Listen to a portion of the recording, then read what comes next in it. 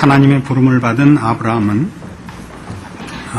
이 복된 약속을 받고 그리고 그 부름받은 땅에 인도함을 받아 오늘 본문에 나타나는 대로 그가 다니는 곳곳에서 단을 쌓고 하나님을 예배해 드렸다. 이렇게 그의 생애가 묘사되어 있습니다. 하나님께서 아브라함에게 나타나시고 약속하시고 확인하셔서 말하자면 아브라함을 항복시키고 믿게 하시고 그 반응으로 말하자면 아브라함의 예배와 찬송을 받아내시고 그렇게 하나님을 의지하여 사는 인생의 복된 것과 항복을 증언하여 그는 하나님께서 아브라함에게 약속하신 복의 근원이 되며 모든 민족이 아브라함을 인해서 복을 받는 책임을 감당하게 되는 것입니다. 우리는 성경에서 말하자면 위인들을 만날 때마다 마음속에 적지 않은 갈등을 가지게 됩니다. 아브라함이나 모세나 엘리야나 무슨 바울이나 이런 사람들을 만나면 우리 마음속에 공통되게 이런 질문이 생기죠. 왜 하나님은 나에게는 나타나 주시지 않는가? 좀 더 보편화시켜서 하나님께서 왜 그의 백성들을 개인적으로 만나서 확인과 믿음의 확인을 시켜주시지 않는가 하는 생각을 우리가 모두 하게 됩니다. 성경을 자세히 보시면 이런 아브라함이니 엘리야니 모세니 하는 위인들이 자신의 남다름을 확인받는 것으로 부름을 받는 것이 아니고 하나님께서 그들을 세워 모두를 만나시는 일을 위하여 그들을 선택한 것을 보게 됩니다.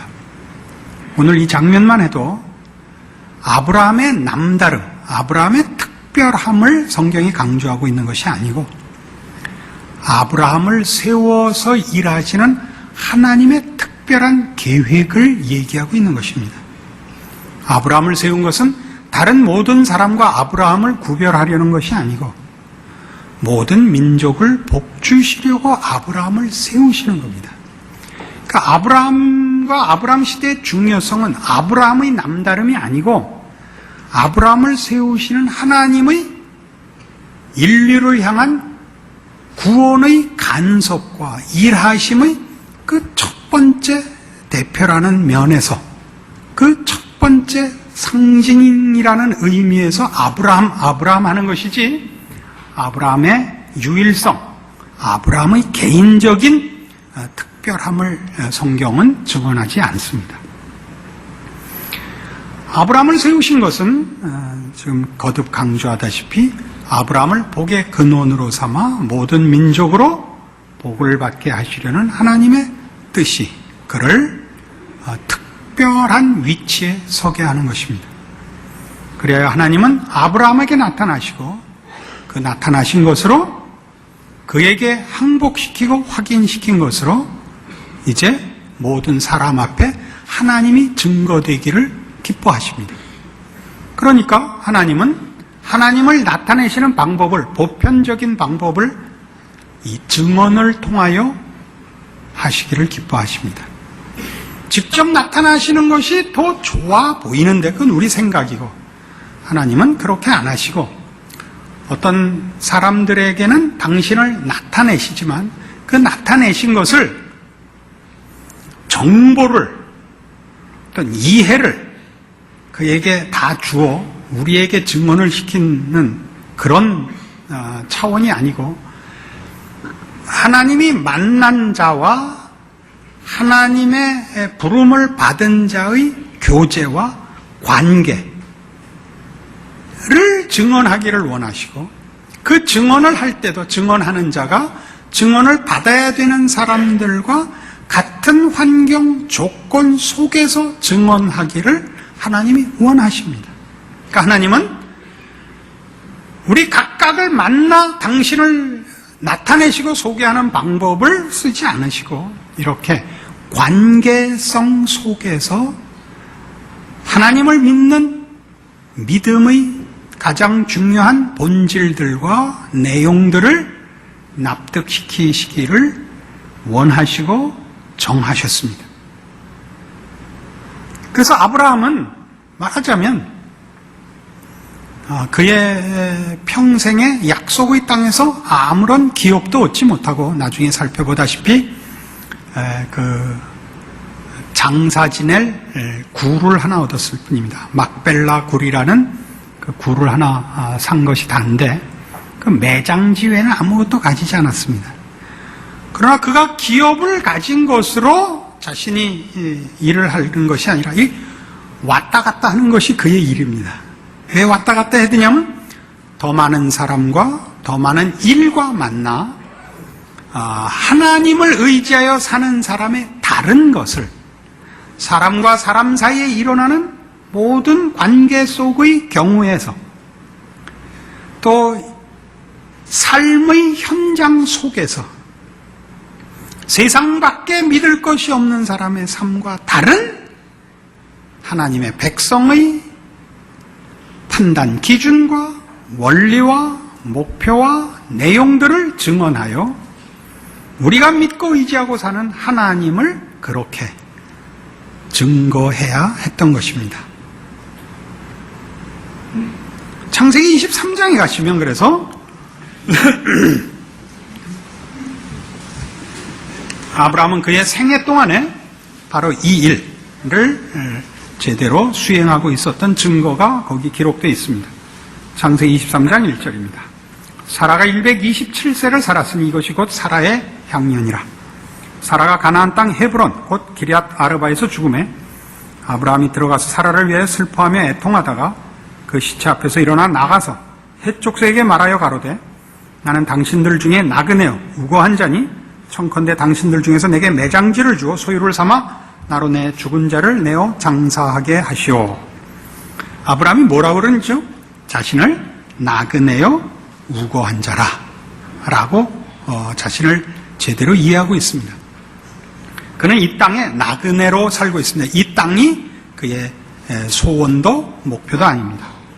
5절 헷족속이 아브라함에게 대답하여 가로되 내 주여 들으소서 당신은 우리 중 하나님의 방백이십니다. 그러니까 이 헷족속이 뭘 알고 있죠? 아브라함이 하나님의 방백. 여기서 방백이라는 것은 조금 규모가 작은 국가의 왕을 말합니다. 그러니까 우리 신약 성도들에게 신약 성경이 증언하는 표현이 뭐죠? 왕 같은 제사장이라 이렇게 하는 표현과 같죠. 근데 어떤 왕이라고요? 하나님의 왕입니다. 아브라함의 생애와 아브라함의 개인 존재를 통하여 그들이 하나님을 알고 있습니다.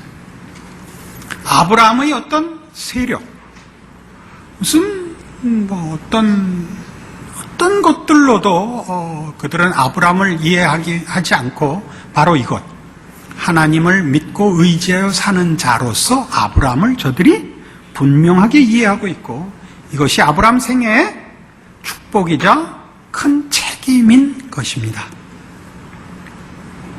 이러한 일들은 하나님께서 아브라함에게만 맡긴 것이 아니라 이 새로운 인류의 절망과 심판밖에 남지 않은 운명 속에 구원과 은혜로 개입하신 하나님이 인류 역사를 통하여 하시는 일입니다. 하나님을 나타내시며 하나님을 믿게 하시는 일에 하나님은 언제나 이렇게 어떤 일꾼을 세워 그 일꾼에게 당신을 나타내시고 그 일꾼과 하나님의 관계, 그 하나님의 종으로 부름받은 자의 항복과 만족과 분명한 믿음으로 사람들 앞에 가서 증언하게 하되 증언을 받을 자의 삶의 동일한 현장 속에 들어가 그 삶의 모든 정황 속에서 하나님을 의지하여 사는 자의 다름과 그가 의지하는 하나님의 어떠하심을 증언하도록 이 방법을 택하여 지금까지 쓰고 있습니다. 이 일은 이 2000년 기독교 역사 속에도 동일하게 나타나서 구약에서는 그 일을 이제 이스라엘이 나중에 맡죠. 신약에서는 그걸 교회가 맡습니다. 이 2000년 기독교 역사 속에 하나님은 어떤 나라를 택하거나 어떤 기관을 택하거나 어떤 조직, 어떤 운동으로 기독교를 이어오지 않으시고 교회를 통하여 일하십니다. 여기서 말하는 교회라는 것은 어떤 교회가 아닙니다. 예수를 믿는 하나님의 백성들의 공동체를 통하여 일하십니다. 이게 무슨 뜻인가? 우리 한번 찾아가 봅시다. 사도행전 2장으로 가십시다. 신약성경 190페이지 사도행전 2장 43절입니다. 사람마다 두려워하는데 사도들로 인하여 기사와 표적이 많이 나타나니 믿는 사람이 다 함께 있어 모든 물건을 서로 통용하고 또 재산과 소유를 팔아 각 사람의 필요를 따라 나눠주고 날마다 마음을 같이하여 성전에 모이기를 힘쓰고 집에서 떡을 떼며 기쁨과 순전한 마음으로 음식을 먹고 하나님을 찬미하며 또 온 백성에게 칭송을 받으니 주께서 구원받는 사람을 날마다 더하게 하시니라. 초대교회의 탄생과 초대교회의 그 중요한 내용, 그 공동체의 가장 중요한 본질적 내용을 소개하고 있습니다. 유무상통했다 이렇게 얘기하죠. 모두가 자기 재산을 내어놓아 필요에 따라서 쓰고 개인적인 욕심으로나 사람 간의 부의 경쟁 같은 걸 하지 않았다 이런 뜻입니다. 그리고 늘 모여 기도하고 찬송하고 신령하고 좋은 일만 했다 이거죠. 그래서 오늘날에도 가끔 이 초대교회의 이 모습을 부러워해서 초대교회로 돌아가자라는 구호를 내걸고 재산 다 팔아서 교회 모여서 여기서 살자 하는 식의 주장들이 나옵니다. 어느 시대나 기독교 내 안에서 나오는 주장 중에 하나입니다. 그러나 이런 표현은 재산을 팔아서 나누어 쓰고 매일 모여서 떡만 먹고 밥이나 라면 먹으면 안 되고 하는 식으로 읽으면 안 되는 것이죠. 그러니까 여기서 하는 얘기는 뭐냐 하면 예수 믿는 사람들의 집단은 믿지 않는 자들과 뭐에서 달랐느냐? 세상은 자기를 자기가 지켜야 돼서 남을 해치어서라도 자기 소유를 확보해야 되는 그런 삶을 살지 않았다는 거죠. 재산 다 팔아서 모아놓고 나눠 쓰자. 그러면 누가 떼어먹고 도망갈지 모르는데 어떻게 해요? 그런 식의 얘기가 아니고 뭐가 달랐느냐죠. 매일 모여서 기뻐하고 기도하고 찬송하고 하나님으로 인하여 만족하는 것이 세상을 따라 살아서 만족하는 것보다 더 높고 비교가 되지 않았다. 이 부정적으로 종교를 지키는 것, 거짓말 안 한다, 도둑질 안 한다, 이기심을 갖지 않는다 정도가 아니라 아주 긍정적이고 적극적으로 너무 만족하게 살았다. 이 얘기를 하는 것입니다. 그랬더니 어떻게 했다고요? 주께서 구원받는 사람을 날마다 더하게 했다 이거죠. 그러니까 오늘날 교회의 책임은 예를 들면 마태복음 28장 18절 이하에 나오는 것이나 사도행전 1장에 등장하는 것 같이 모든 족속으로 제자를 삼으라. 땅끝까지 이르러 내 증인이 되라 하는 이 모든 것들은 저들의 삶의 정황 속에 들어가서 너희의 다름을 증언해라 하는 것입니다. 이것을 무슨 십자군 전쟁을 하듯이 구호를 외치듯이 하나의 운동같이 힘을 가지고 휩쓰는 누가 표현한 대로 하면 복음의 습격을 나가는 것이 아니고 하나님께서는 동일한 삶의 정황 속에서 얼마나 많은 판단과 선택과 기준이 필요합니까?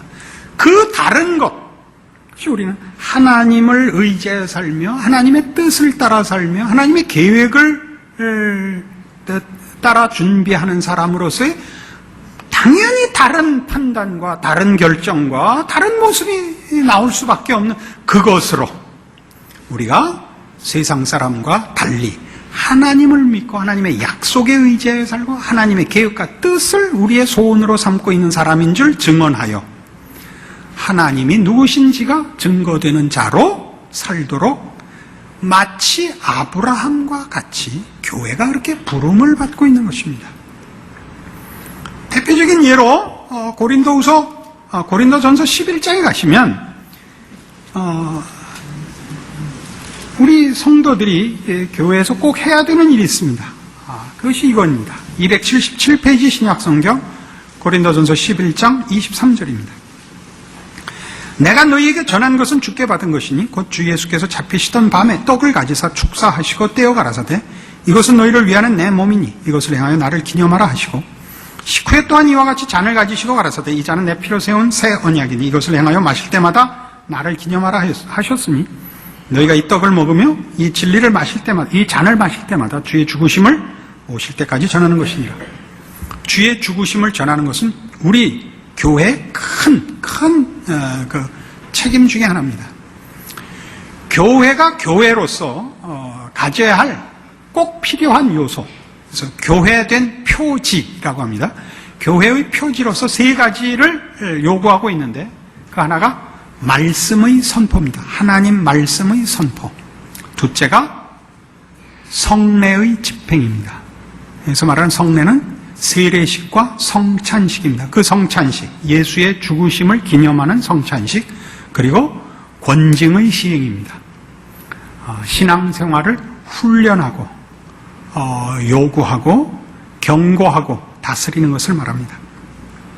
그 중요한 요소 중에 하나인 이 성찬의 내용이 뭡니까? 주의 죽으심을 기념하는 것입니다. 주의 죽으심이라는 말 속에는 사실 기독교 신앙이 갖는 가장 본질적인 내용이 함축되어 있습니다. 우리 이렇게 쉽게 우선적인 질문부터 할 수 있습니다. 예수님이 왜 죽었냐? 죽은 게 뭔데? 예수 죽은 게 왜 우리가 상관있냐? 내 죄를 위해서 죽었기 때문이다 이거죠. 우리가 무슨 죄를 졌길래 하나님이 우리를 그의 형상대로 지었으나 우리가 하나님을 배반하여 죄인이 되어 죽을 수밖에 없게 되었기 때문에. 그럼 예수님이 어떻게 우리 대신 죽어서 우리가 구원을 받을 수 있느냐?